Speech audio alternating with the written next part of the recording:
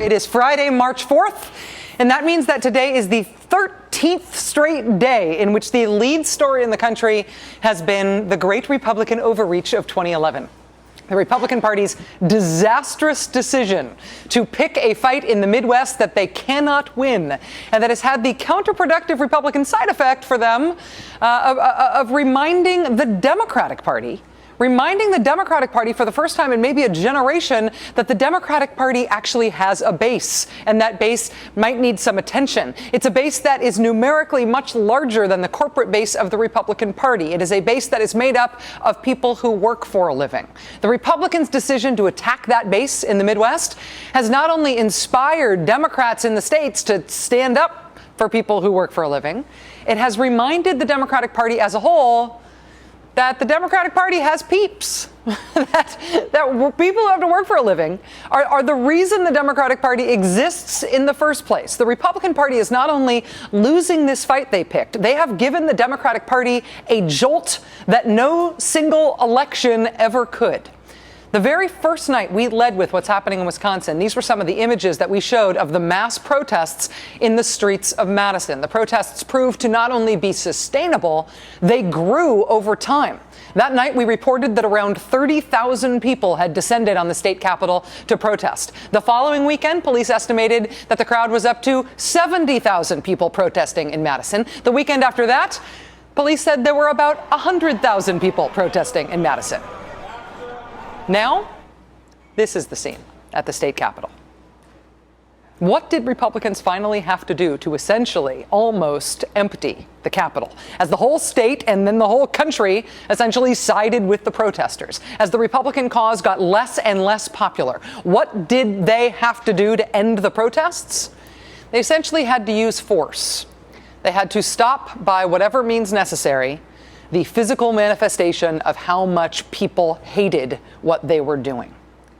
In the early days of the protests in Wisconsin against Scott Walker, when he took that prank call, remember, from somebody he thought was David Koch, the oil billionaire who's been such a generous donor to him, the governor said on that call the media would eventually get bored with those protests. Turns out not to have been true.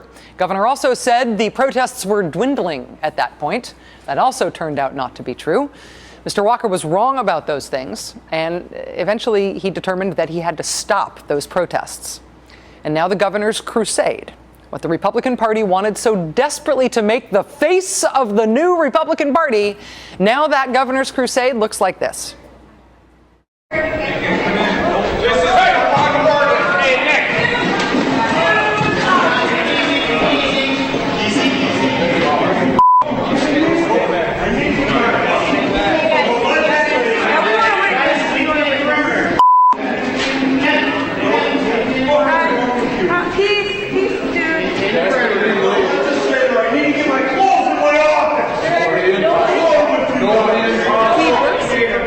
Was a Democratic state representative named Nick Milroy. He'll be joining us live in just a moment. A state representative, a member of the state assembly, trying to get to his office last night and having it end like that.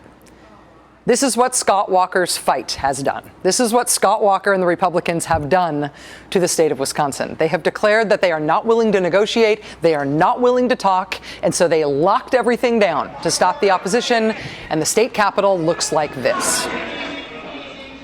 The next images Republicans are threatening we will all see from Wisconsin are images of Democratic senators being brought back to the Capitol in handcuffs. The Republican leader in the Senate reportedly raising the prospect yesterday that Republicans could hire private security, aka bounty hunters, to arrest the state senators, to bodily force them to do what the governor wants.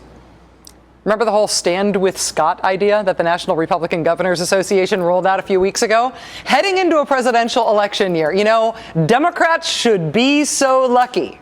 You have a choice, America. The Democratic Party, as represented by a man you may be familiar with named President Obama, or the Republican Party, standing with Scott. I think it continues to be the most underreported political aspect of this whole story, that the Republican Party just elected their Wisconsin party chairman as the man to lead Republicans nationally.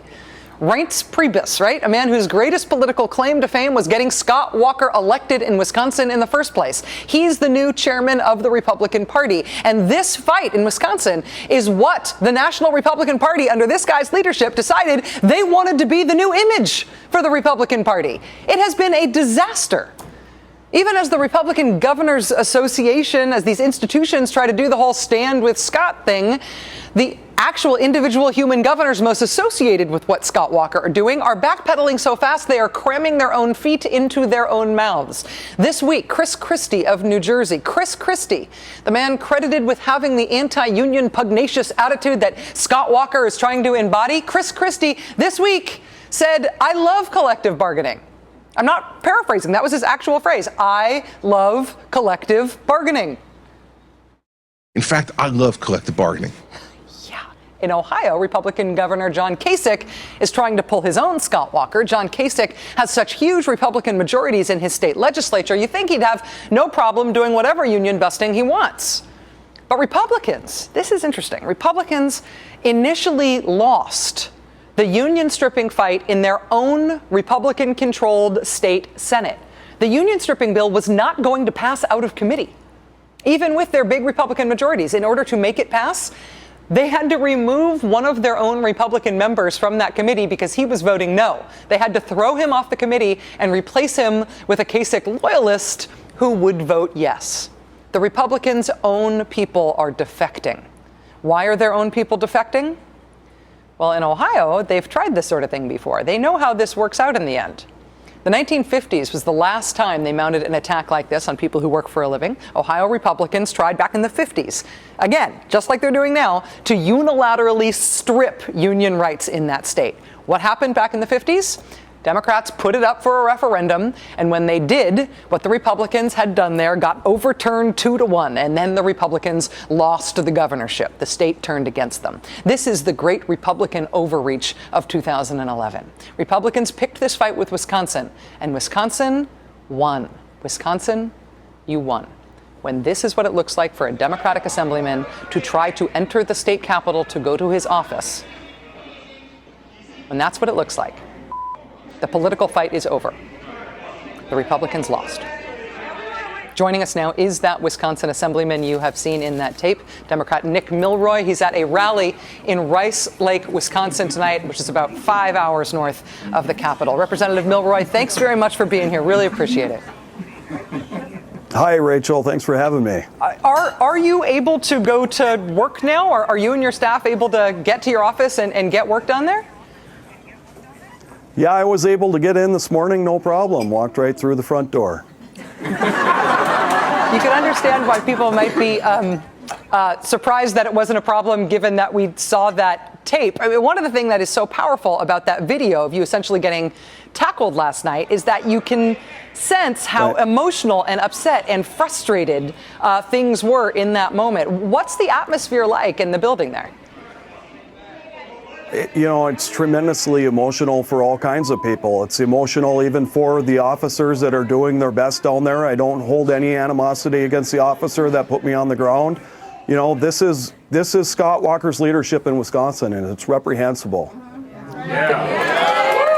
Tell me about the folks who you are with right now. I imagine you are in your constituency or with folks who are expressing some feelings, expressing their side, their sense of this fight. What are people telling you up at Rice Lake and as you've traveled around the state? Well, right now I'm in small town Wisconsin. This is Rice Lake, Wisconsin, population less than 10,000 people.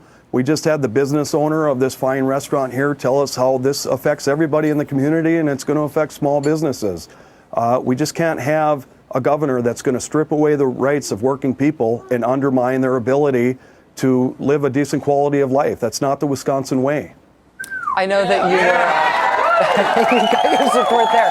I know that you were one of a few Democrats who held office hours outside in the cold this week so your constituents could get to you. How was that experience? Well, the governor put the Capitol on lockdown. It's like he has his palace guards there, and it's impossible for constituents to get in the Capitol until after the court decision here. So I was so fed up, and I didn't feel like I wanted I felt like I was enabling the governor by sitting inside the Capitol without having constituents came in. So myself and a couple of my colleagues said, let's bring it outside. And it was a really great experience. There has been some confusion. You mentioned that court decision. There's been some confusion over the judge's ruling in Wisconsin yesterday. People were cleared out of the Capitol last night. They weren't allowed to stay overnight, but they apparently will be allowed back in next week. What do you understand about what sort of access people are going to have to the Capitol from now on? My understanding is that they should have the same access that they've had to their state capitol since before all of this started. Unfortunately, this morning, that's not what we saw. It's still like trying to get through TSA security, and that, to me, is unconstitutional. I mean, if there's a public safety concern, fine, so be it. But right now, all I have seen is peaceful protest in our state capitol, and the people just want their voices to be heard. Do you think that this fight in Wisconsin is changing the politics of the state? I mean, it wasn't that long ago that Governor Walker was elected. We saw some new polling data today that show that his approval ratings are just tanking far below what they would need to be for him to, for example, win re-election if he were back up for it today. Do you think that people are just changing in partisan terms or in ideological terms in the state because of this? You know, I don't think people are necessarily changing ideology, but you know, people don't like when their rights are taken away. People don't like leaders that aren't willing to compromise. I've heard from so many moderates and conservatives that say they can't believe that our governor won't sit down with people who have already said they're willing to make the concessions that he's asking for. There's no compromising with this guy, and he's losing his base. He's losing his support. The governor is still saying that he's not going to compromise, not going to talk about, not going to negotiate on the main issue here, which is, of course, union rights, about collective bargaining. He is getting a little wobbly on some of the other things. He said today that forcing the annual recertification of unions, which is plainly a way to just make unions go away. He admits now that won't actually help with the deficit, that has no fiscal impact. Seeing him change his mind, or at least make some admissions on something like that, does it imply to you that maybe there might be some talking to be done here, that you guys might be getting close to negotiating something? Well, I think that would be good for Wisconsin. I think the governor needs to step up, show the leadership to help bring our state back together. We can't continue to tear each other apart. Wisconsin Democratic Assemblyman Nick Milroy joining us from a very happy crowd in Rice Lake, Wisconsin. Hi, you guys. Thanks for all being on the Rachel Maddow Show. Thanks to you too, sir. Thank you, Rachel. It is not every day that the politics of individual little towns like Rice Lake, Wisconsin, individual states like Wisconsin, are truly national stories. The daily doings of the Metropolitan Sewer District in Anytown, USA are important to Anytown, USA, but not usually to everybody else. Tonight, it is not just Wisconsin. It is Texas, where your gob will be smacked. It is South Dakota, where supposedly small government conservatives are building the biggest government in American history. And yes, it's Wyoming, the most Republican government in the country, where there has been an outbreak of principled conservatism that is surprising some of those Republicans. This is a pretty amazing Friday night in the news. Please stay with us.